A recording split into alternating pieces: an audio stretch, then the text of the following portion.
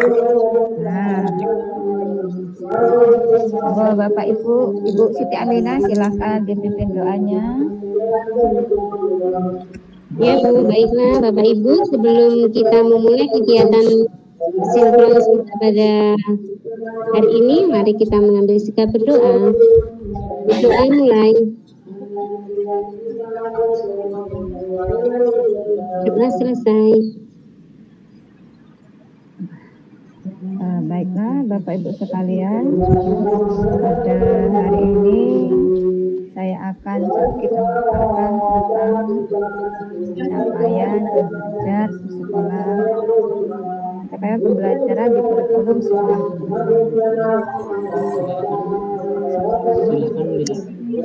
Silahkan Bapak Ibu sekalian melihat layarnya masing-masing. Saya akan tampilkan di sana.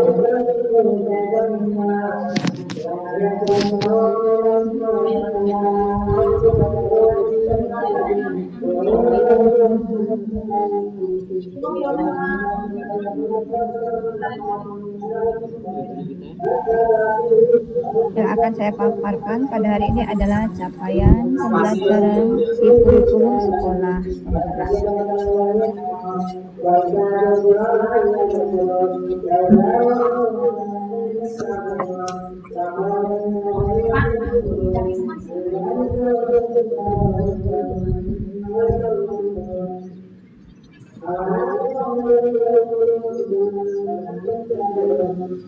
Capaian pembelajaran di kurikulum sekolah penggerak.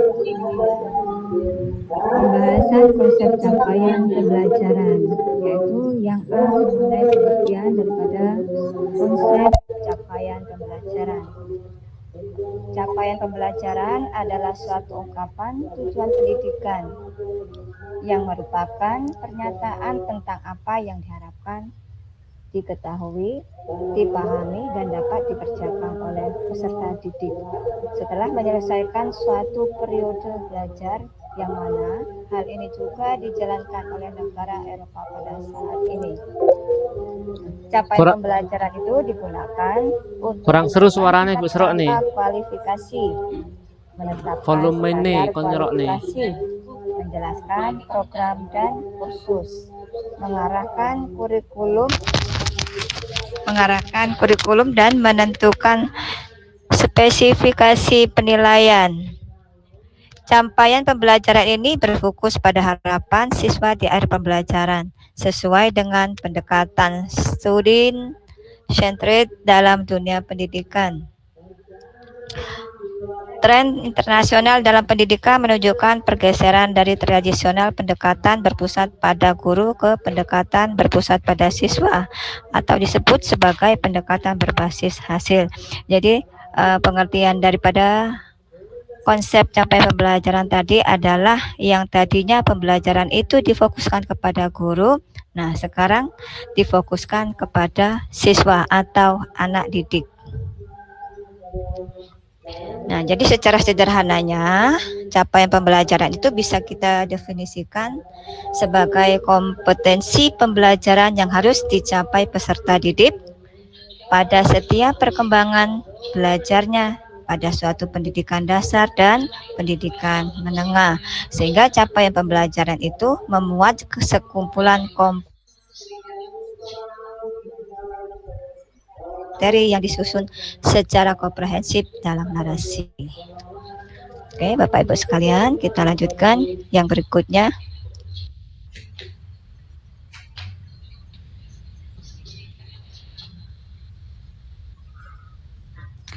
Tujuan capaian pembelajaran. Nah, dalam tujuan capaian pembelajaran ini menunjukkan kemampuan belajar secara vertikal dari satu tingkat ke tingkat yang lain.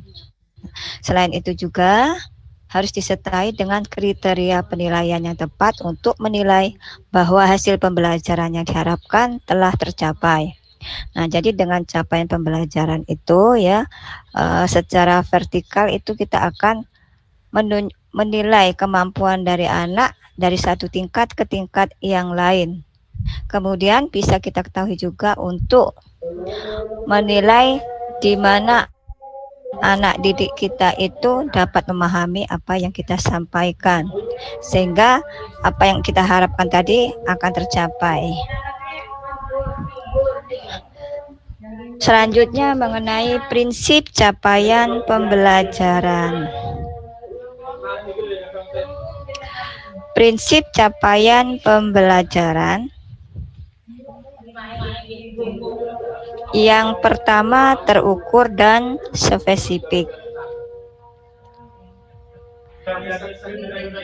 Kemudian fleksibilitas. Selanjutnya adalah otonomi. Nah, itu tadi merupakan prinsip capaian dalam pembelajaran. Nah, baiklah Bapak Ibu, tadi yang pertama tadi terukur dan spesifik. Berarti capaian pembelajaran itu harus dapat diukur dan spesifik berdasarkan hierarki tahapan konseptual proses pembelajaran yang hasil belajarnya itu dapat digunakan untuk mendeskripsikan daripada kemampuan siswa. Contohnya seperti yang dinyatakan oleh Oreven Commission, ya.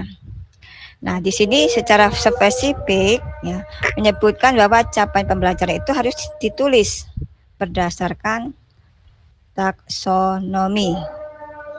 Kemudian yang kedua adalah fleksibilitas, ya.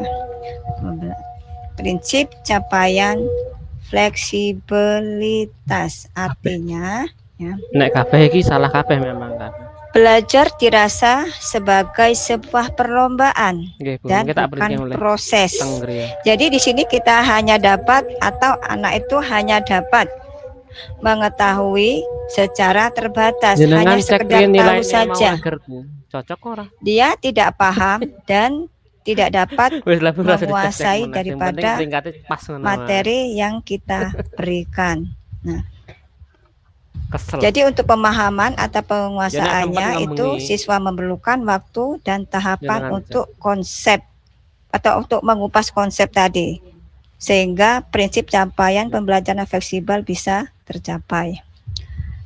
Yang ketiga, prinsip capaian pembelajaran yang ketiga yaitu otonomi. Nah, otonomi bahwa proses pembelajaran itu harus disasari oleh kebutuhan siswa.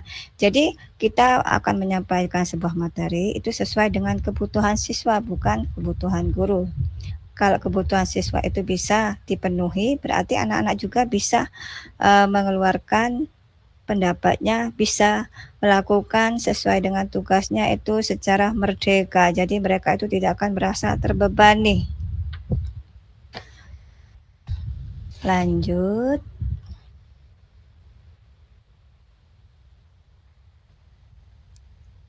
Klik mana Bu, klik mana. Nah, selanjutnya yaitu pemahaman dan pengetahuan. Pemahaman dan pengetahuan di sini ya maksudnya adalah pemahaman dalam prinsip capaian pembelajaran yang ada kaitannya dengan pengetahuan.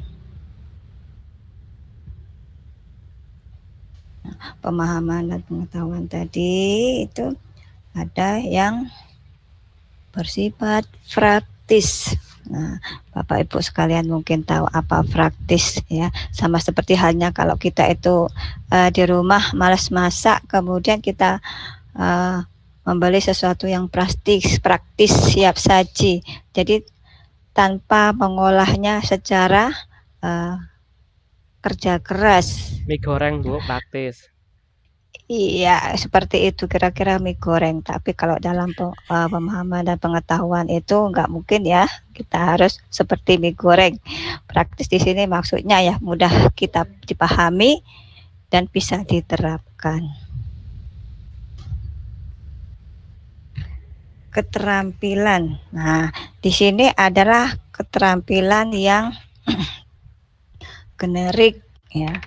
Keterampilan yang generik itu ya keterampilan yang dapat membuat minat daripada anak-anak didik kita.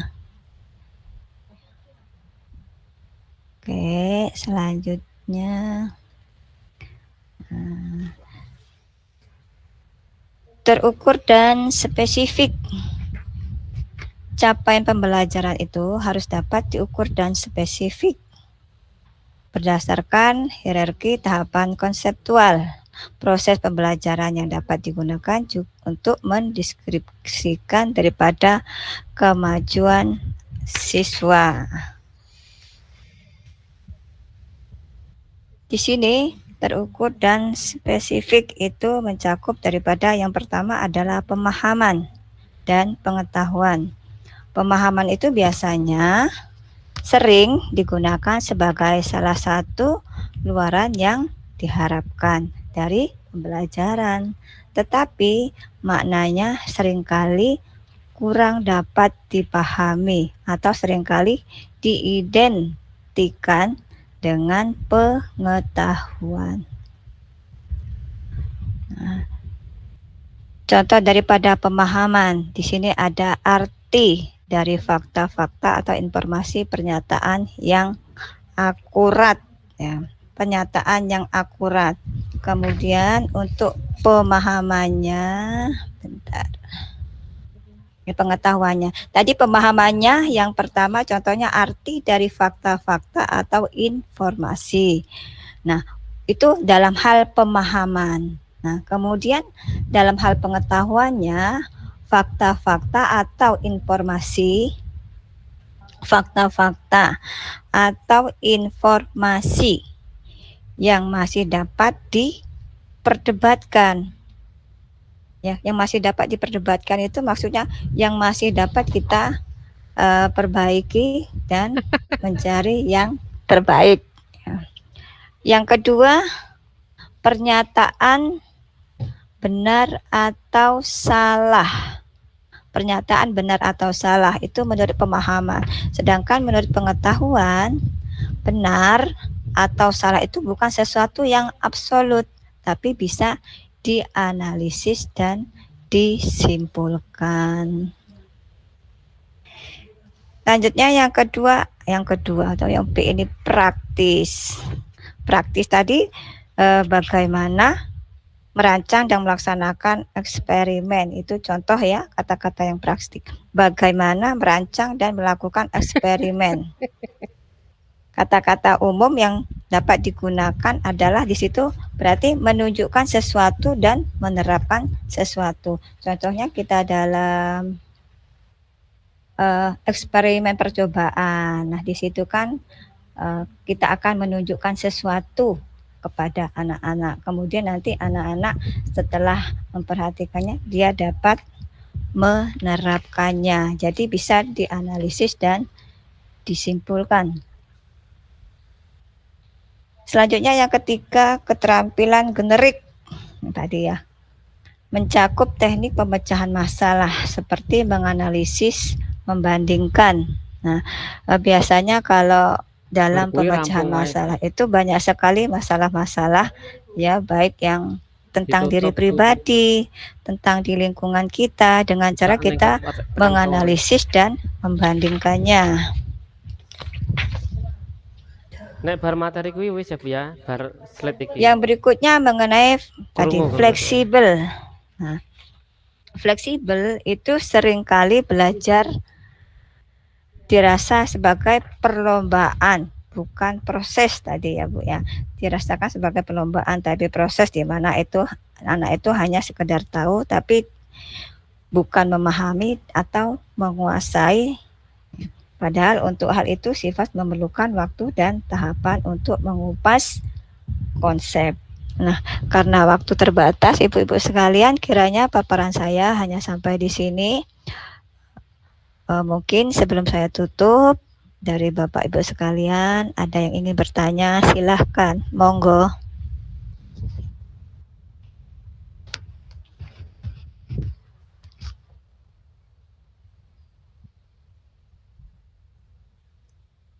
Silakan Bapak Ibu kalau ada yang mau bertanya. diangkat kakinya, salah, tangannya.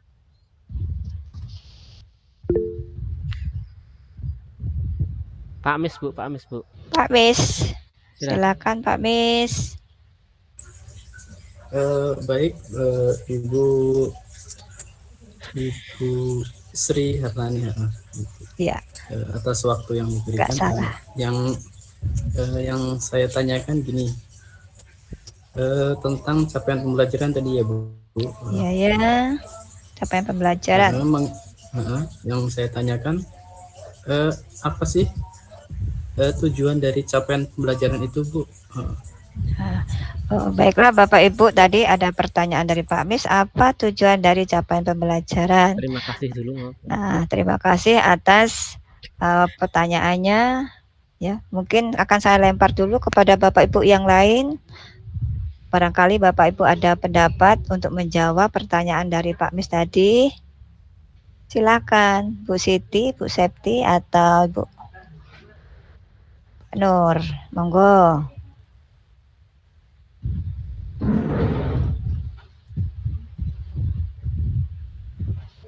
Gimana Bapak Ibu, ada yang ingin menjawab?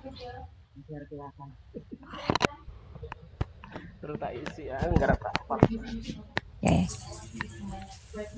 Bu Siti? Nggak ada, Bu. Oh, nggak ada. Ya.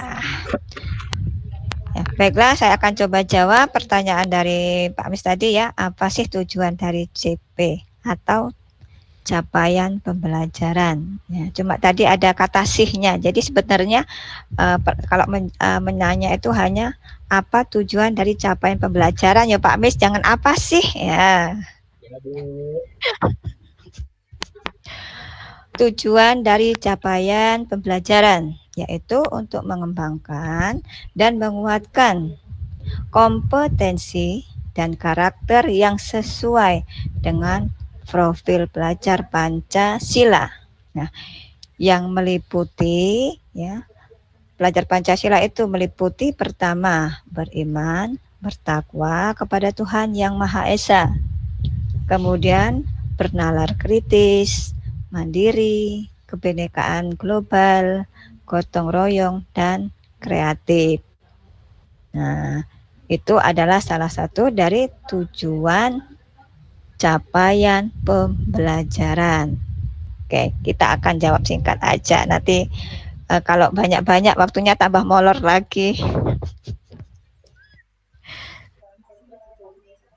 Itu ya berarti Pak Mis sudah mau dilakukan, bertanya. Bu. Itu berarti dilakukan di akhir pembelajaran ya, Bu? Ya, untuk mengetahui capaian pembelajaran itu kita lakukan di akhir pelajaran. Betul sekali, dengan cara mengevaluasi anak. Ya, kalau kita nggak memberikan evaluasi, bagaimana kita bisa tahu bahwa pembelajaran tadi akan bisa tercapai. Jadi adanya evaluasi kita tahu apakah capaian pembelajaran itu tadi sudah tercapai. Sudah sesuai dengan apa yang kita inginkan. Tapi bukan berarti ya hanya keinginan kita sendiri. Kita juga harus memberikan kemerdekaan anak-anak untuk tidak membebani mereka. Kita suruh mereka itu menjawab sesuai dengan penalaran mereka masing-masing.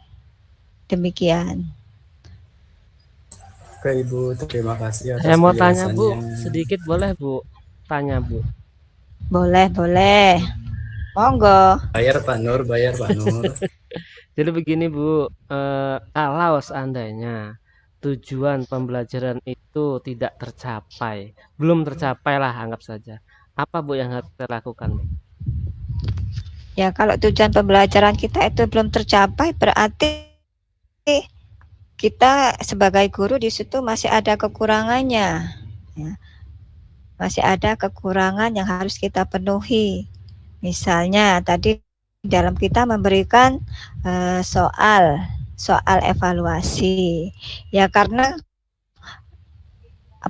pemikiran anak, kepandaian anak itu antara satu dengan yang satunya kan tidak sama.